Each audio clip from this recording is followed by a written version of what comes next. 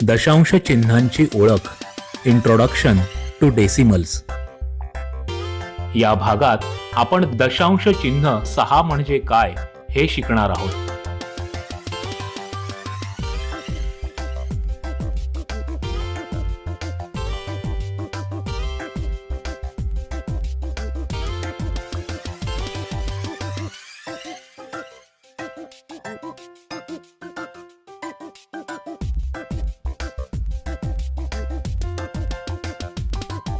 आता एककापेक्षाही लहान काही असते का हा प्रश्न आहे.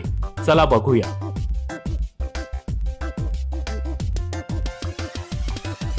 इथे आपण एककाचे 10 समान भाग केले. यातला एक भाग घेतला तर तो होतो 1/10 किंवा 1 दशांश, म्हणजे 10 पैकी एक भाग, आणि आपण हे बिंदू 1 असे लिहितो.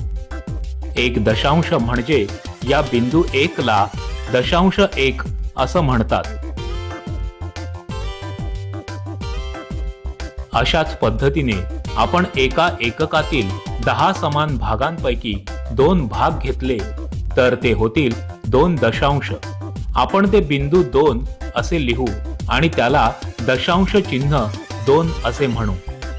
याच प्रमाणे जर 6 दशांश असतील तर त्याला दशांश चिन्ह 6 असं म्हणता येईल.